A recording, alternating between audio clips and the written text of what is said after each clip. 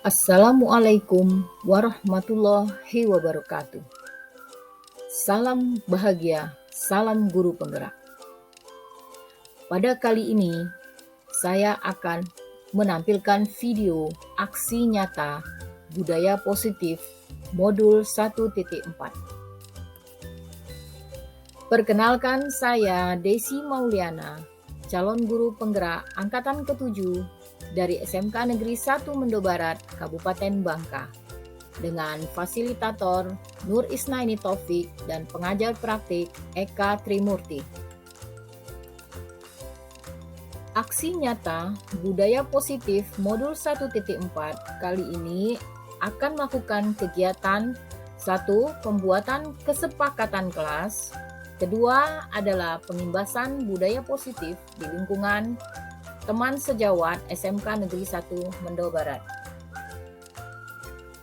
Latar belakang kegiatan ini dilakukan adanya pentingnya interaksi harmonis guru dan murid dalam menumbuhkan budaya positif serta implementasi pendidikan di mana karakter yang perlu dikuatkan di sekolah dan nilai-nilai dan peran guru penggerak sangat strategis dalam mendisiplinkan murid melalui budaya positif dalam mewujudkan profil pelajar Pancasila.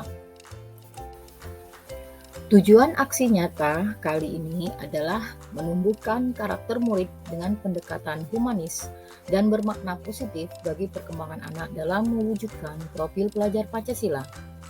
Kemudian menyusun keyakinan kelas sebagai bagian dari budaya positif sekolah demi mewujudkan profil pelajar Pancasila. Selanjutnya adalah menguatkan peran guru melalui penerapan restitusi dan posisi kontrol sebagai manajer dalam mewujudkan karakter profil pelajar Pancasila. Tolak ukur kegiatan aksi nyata adalah pertama, tumbuhnya karakter murid dengan pendekatan humanis dan bermakna positif sesuai dengan perkembangan anak. Kedua, adanya keyakinan kelas sebagai bagian dari budaya positif yang dikembangkan sekolah. Dan teraplikasinya proses segitiga restitusi dalam membantu murid dengan posisi kontrol guru sebagai manajer. Lini masa tindakan. 1. Perencanaan. Membuat perencanaan aksi nyata dan mengkomunikasikannya kepada kepala sekolah. Kedua, melakukan revisi perencanaan jika diperlukan sebagai hasil konsultasi dengan kepala sekolah. Selanjutnya adalah pelaksanaan. 1. Melakukan kegiatan pembuatan keyakinan kelas. Kemudian yang kedua, mengimbaskan materi budaya positif dan mengkomunikasikan tindakan aksi nyata kepada wali kelas dan rekan sejawat. Ketiga, melakukan kolaborasi dan sharing dengan wali kelas, rekan, sejawat, strategi penerapan budaya positif di kelas. Selanjutnya adalah penerapan disiplin positif dengan keyakinan kelas dan segitiga restitusi. Pada kegiatan aksi nyata ini, dukungan sangat dibutuhkan, antara lain yaitu dukungan sarana dan prasarana untuk menumbuhkan budaya positif di sekolah, yaitu memanfaatkan ketersediaan sarparas yang ada di sekolah. Kedua, yaitu dukungan moral dan kerjasama dari kepala sekolah dan rekan sejawat, serta murid sehingga terciptanya kolaborasi untuk mencapai tujuan yang diinginkan. Yang ketiga, yang tak kalah penting adalah bagaimana keaktifan murid dalam merancang keyakinan kelas. Berikut ini aksi nyata pembuatan keyakinan kelas yang dilakukan pada kelas 10.2 kompetensi keahlian agribisnis tanaman pangan dan hortikultura.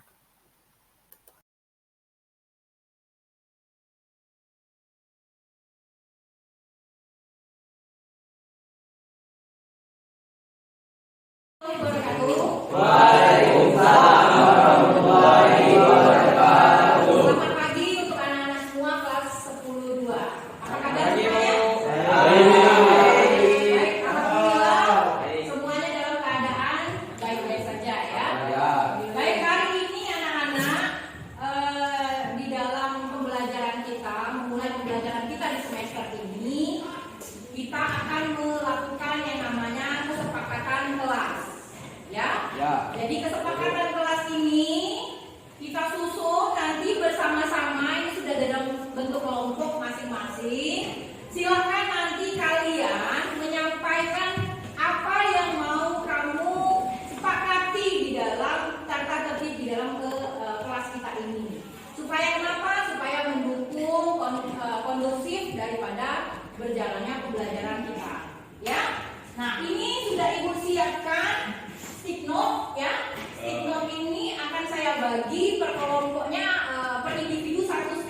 kalian kamu hormati satu sama lain dalam kelas ini supaya berjalan pembelajaran dengan baik. Kamu tuliskan ide kamu, kreatif kamu, apa yang kamu inginkan di kelas ini. Jelas? Kemudian nanti kita tempelkan, kita diskusikan, kita klasifikasi mana yang sama. Kemudian kita ambil kata umumnya dan itu harus dihormati setiap siswa yang ada di kelas ini. Itu dijalankan. Jelas? Jelas. Jelas ya? Jelas. Oke, saya bagikan skriptnya. Satu cukup satu. Go. Hah? Siapa tahu ada yang mau menuliskan 2 atau 3. Satu aja, Bu. Satu. Satu, Wak. Satu ya. Jadi lemnya ini nanti yang ditempel. Berarti tulisnya di sini. Jelas?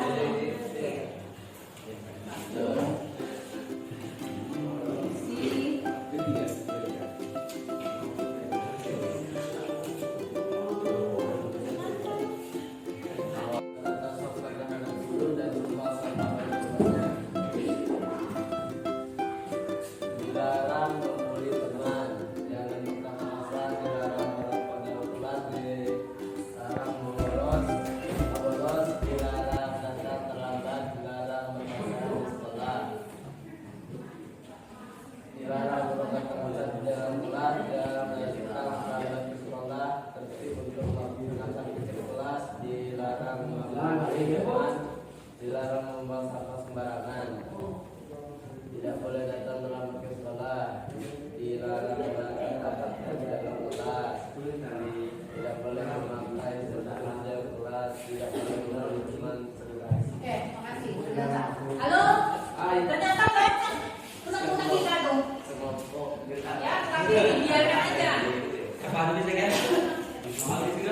Halo, saya baca. Menjaga kelas selalu tetap bersih. Ternyata kalian tuh pengen kelasnya bersih. Nah, jadi ini jadi keyakinan bahwa harus tetap menjaga kelas bersih. Ya, Bu. Jadi apa tulisannya? Apa cocoknya kalau untuk menjaga kebersihan? Tanggung jawab. Tanggung jawab, good, bagus. Jadi bertanggung jawab ya. Tuliskan di situ bertanggung jawab. Tulis besar-besar itu. Satu halaman itu satu aja. Bertanggung jawab, memiliki tanggung jawab. Ya. Tanya, Bu. Dilarang membuli teman. Jangan berkata kasar. Dilarang merokok dalam kelas. Ada yang ada di kelas. Ya. Keluar ada.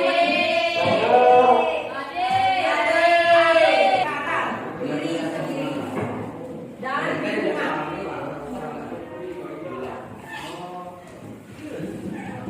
Dilarang berkata kasar. Tadi apa? Kata kasar? Udah masuk ya berkata kasar tadi ya? Menghormati tuh ya. Dilarang datang terlambat. Apa? Belum ada yang disiplin. Dilarang datang terlambat. Berarti Pasrah mata, Bu. isi Split. Pak waktu disiplin itu ada 4 waktu itu. Tuliskan di situ. Disiplin. Tertib untuk melaksanakan piket kelas. Berarti tertib melaksanakan piket kelas. Berarti disiplin kan? Ya kan? Sudah ada jadwalnya, sudah ada waktunya kamu piket, maka harus disiplin dan tanggung jawab. Maksud tadi disiplin dan tanggung jawab. Dilarang membuli teman. Saling menghargai. Saling menghargai itu. Saling menghargai orang lain.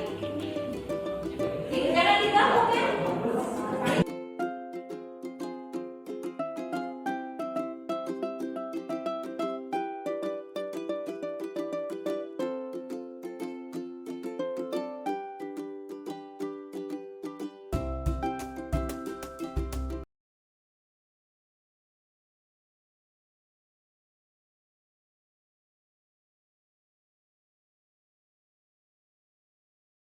Assalamualaikum warahmatullahi wabarakatuh. Kami kelas 2 SPH memiliki kesepakatan kelas yaitu wajib 5S, senyum, salam, sopan, santun, tertib dan saling menghargai orang lain, bertanggung jawab, menjaga kesehatan diri sendiri, disiplin dan bertanggung jawab, saling menghargai, menjaga kebersihan, kerjasama, dan menjaga kerukunan. Demikian kesepakatan dari kelas 2 TPH. Terima kasih. Wassalamualaikum warahmatullahi wabarakatuh. Waalaikumsalam warahmatullahi wabarakatuh. kami dari kelas 10 memiliki kesepakatan yaitu wajib S5, senyum, salam, sapa, sopan, santun, tertib, saling menghormati orang lain, bertanggung jawab, menjaga kesehatan diri sendiri, disiplin dan bertanggung jawab, saling menghargai, menjaga kebersihan, kerjasama, dan menjaga kerukunan. Itulah kesepakatan dari kami. Wassalamualaikum warahmatullahi wabarakatuh.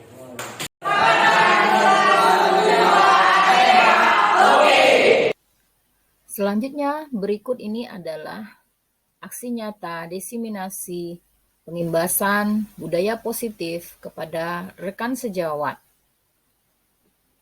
Bismillahirrahmanirrahim. Assalamualaikum warahmatullahi wabarakatuh. Alhamdulillahirrahmanirrahim. Selamat datang kepada semua guru-guru.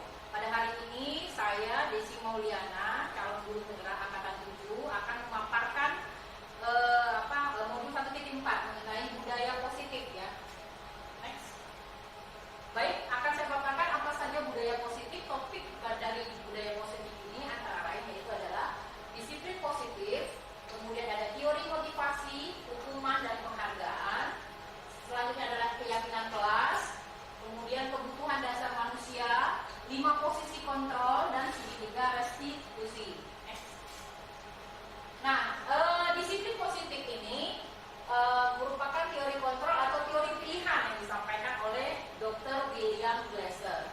Apa saja? Nah, di sini diterangkan bahwasanya pertama, Anda tidak bisa mengontrol orang lain, hanya Anda yang bisa mengontrol diri sendiri. Itu pernyataannya. Apa maknanya? Bahwasanya maknanya adalah disiplin, yaitu belajar mengontrol diri sendiri dengan menggali potensi kita agar tercapailah tujuan mulia. Apa saja tujuan mulia itu? Yaitu sesuatu yang menjadikan seseorang yang kita inginkan berdasarkan nilai-nilai yang kita hargai. Kemudian semua perilaku memiliki tujuan, yaitu apa? Teori motivasi. Yang pertama itu adalah 1, menghindari hukuman. Yang kedua, untuk mendapatkan imbalan. Kemudian yang ketiga, untuk menghargai diri sendiri, di mana ini berpedoman kepada nilai-nilai kebajikan universal. Nah, itu ditransferkan pada keyakinan kelas. Selanjutnya, model berpikir menang-menang. Kemudian kolaborasi dan konsensus menciptakan pilihan-pilihan baru. Ada 5 posisi kontrol di sini, yaitu 1, penghukum, kedua, pembuat rasa bersalah, kemudian teman, dan ada pemantau. Kemudian yang kelima itu adalah manajer. Nah, bagaimana? Nah, ini yang akan dijelaskan pada segitiga restitusi, yaitu menstabilkan identitas, kemudian validasi kebutuhan, dan yang ketiga itu menanyakan keyakinan. Nah, selanjutnya itu adalah realitas kebutuhan kita berbeda. Jadi kita berusaha memahami bagaimana pandangan orang lain tentang dunia. Setiap orang itu memiliki gambaran berbeda. Nah, 5 kebutuhan dasar manusia itu seperti kita ketahui yang pertama itu bertahan hidup, penguasaan, kasih sayang dan rasa diterima, kesenangan, dan juga adalah rasa kebebasan. Next. Nah, dari teori motivasi perilaku manusia, nah di sini dapat dilihat bahwasanya yang pertama untuk menghindari ketidaknyamanan, tidak nyaman terhadap hukuman. Nah, ini akan menimbulkan pertanyaan, apa yang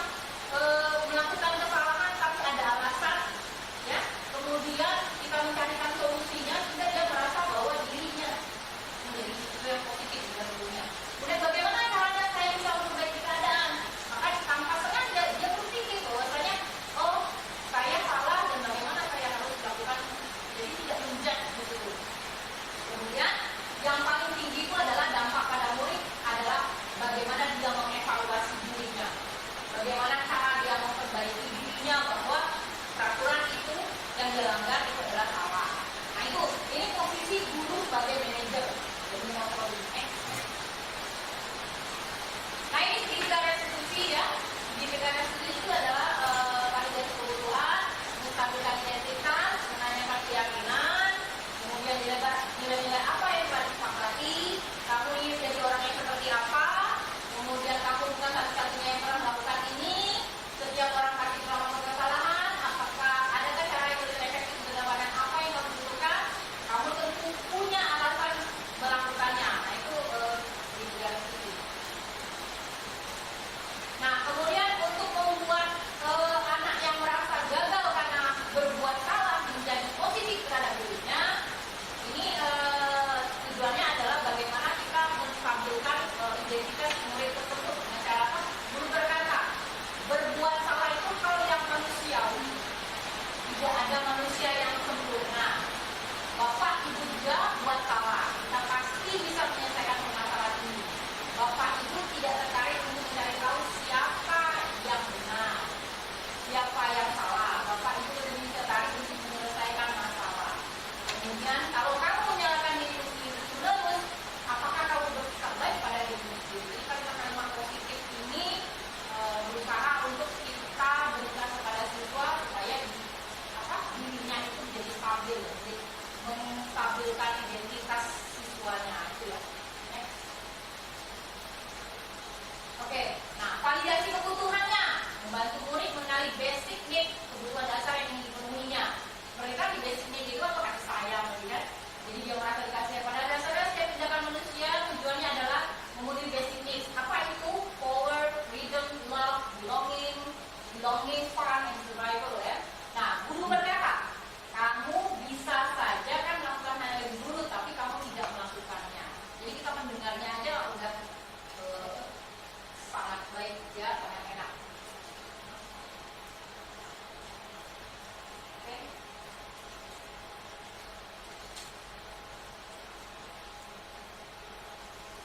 Nyambung sih ya. Oh iya. Mana nih terakhir validasi kebutuhan. Ya, oke. Validasi kebutuhan. Nah, ini tadi saya bilang belonging tadi ya. Guru berkata, kamu bisa saja melakukan hal yang lebih dulu, tapi kamu tidak melakukannya. Kamu pasti punya alasan mengapa melakukannya. Kemudian pertanyaan, apa yang penting bagi kamu? Ya, kamu boleh tetap berusaha menjaga sikap itu, tapi tambahkan sikap lain yang baru. Maukah kamu belajar cara lain untuk mendapatkan yang kamu butuhkan tanpa harus mengumpul? Nah, ini sering ini ya. Apakah kamu bisa melakukan yang lebih baik besok lagi? Pertanyaan-pertanyaan validasi kebutuhan. Next, terakhir ya. Oke. Nah, terakhir itu adalah yang menanyakan keyakinan. Menanyakan keyakinan. Nah, di sini bahwa anak akan melihat kesalahannya. Kemudian dihubungkan dengan norma sosial dan nilai-nilai yang mendasari manusia berinteraksi dengan orang lain. Maka guru berkata, apa nilai yang kita percaya di kelas atau sekolah? Jadi kita tadi kan udah nilai yang dipercaya di kelas ya. Nilai-nilai universitas apa yang kita sepakati? Kelas yang ideal itu seperti apa sih? Nah, kamu ingin menjadi anak seperti apa? Apa yang kamu rasakan ketika kamu melakukan itu? Kamu menjadi orang seperti apa? Nah itu menanyakan keyakinannya kembali gitu ya, tentang apa yang dilakukannya. Baik, oke, itu saja yang kita sampaikan mengenai budaya positif. Mudah-mudahan dapat diterima ya, dapat kita aplikasikan di sekolahan, dapat diterima. Akhir kata mungkin ada yang mau ditambahkan? Silakan. Dan hukuman dan konsekuensi. Nah, hukuman itu hukuman yang seperti apa dan konsekuensi yang kita lakukan. Jadi dari pemaparan tadi kan bahwasanya hukuman itu lebih kepada berdampak jangka panjang itu. Kedua mungkin kepada apa namanya menyakiti fisik, dan bisa juga hati dan jangka waktu yang lama. Jadi kadang-kadang kita tidak sadar hukuman itu tidak hanya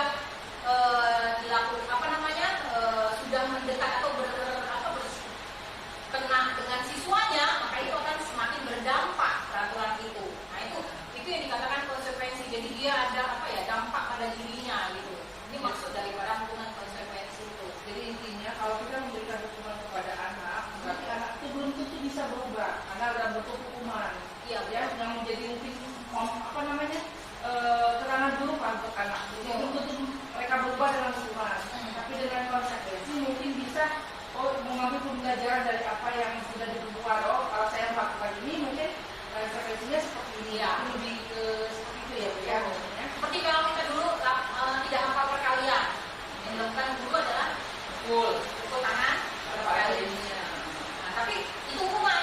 Konsekuensinya apa? Kalau dia udah hafal, tolong dia hafalkan, tambahkan misalnya hafalan ini, ya, perkalian ini tambahkan. Jadi konsep berarti saya kalau nggak hafal 2, hafal 3 gitu. Jadi ada dampak pada dia dan itu ya ini untuk dianya sendiri kan. Nah, itu yang dikatakan konsekuensi. Kalau dulu kan langsung dipukul gitu. Nah, itu perbedaan antara hukuman dan konsekuensi. Next, Bu Tati, yang mau tanyakan?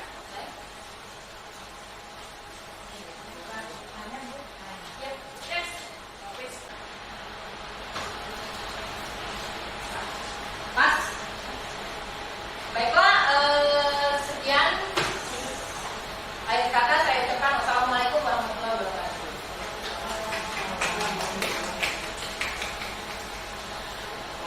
Warahmatullahi wabarakatuh. Perkenalkan, nama saya Heriadi. Kebetulan saya mengajar di SMK Negeri 1 Mendo Barat jurusan DKP. Saya ingin memberikan testimoni kepada salah satu guru teman saya, Ibu Desi Mauliana, bahwasanya beliau adalah sosok guru yang sangat bagus, hebat, menggembirakan, dan selalu bergerak menggerakkan siswa supaya lebih bergembira lagi di dalam memberikan motivasi pembelajaran. Oleh karena itu, saya meyakinkan bahwasanya Ibu Desi Mauliana selaku guru yang pada hari ini guru penggerak sangat berbangga sekali, dan implementasi yang dilakukan di dalam sekolah SMK terutama untuk anak-anak kelas 12, kelas 11 ATPH sangat luar biasa dan memberikan perubahan yang sangat signifikan terhadap anak-anak kita di sini. Oleh karena itu, semangat terus, jaya terus. Salam buat guru-guru penggerak yang lain, terutama terus untuk Bu Desi. Jangan lupa sukses selalu. Terima kasih. Assalamualaikum warahmatullahi wabarakatuh. Assalamualaikum warahmatullahi wabarakatuh. Nama saya Sylvia, saya guru produktif multimedia. Kebetulan saya di SMK Negeri 1 Mendo Barat itu rekan kerjanya Bu Desi Mauliana. Walaupun beliau mengajar di jurusan yang berbeda dari saya, tapi tetap kami teman sejawat, satu tim di SMK. Setelah saya melihat beliau melakukan implementasi filosofi pendidikan Ki Hajar Dewantara, ini menjadi inspirasi bagi kami semua untuk bisa mengikuti jejak beliau, di mana beliau lebih ditekankan kepada kebebasan peserta didik untuk mengeksplorasikan dirinya. Jadi merdeka belajar seperti itu. Dan ini akan menjadi contoh suri tauladan bagi rekan-rekan sejawat lainnya. Setelah melakukan aksi nyata pada modul 1.4 mengenai budaya positif, maka saya berencana melakukan perbaikan dan pengembangan di masa yang akan datang. Yang pertama yaitu mengevaluasi kesepakatan kelas yang telah dibuat secara berkala. Kemudian kedua, menempatkan diri saya pada posisi control manager secara konsisten dan berkelanjutan. Ketiga, menerapkan segitiga restitusi pada masalah yang muncul. Dan yang keempat, berkolaborasi dengan semua pihak demi terwujudnya budaya positif menuju profil pelajar Pancasila. Demikianlah aksi nyata modul 1.4 budaya positif. Terima kasih. Saya Desi Mauliana, CGP Angkatan 7, Kabupaten Bangka. Salam tergerak, bergerak, menggerakkan. Assalamualaikum warahmatullahi wabarakatuh.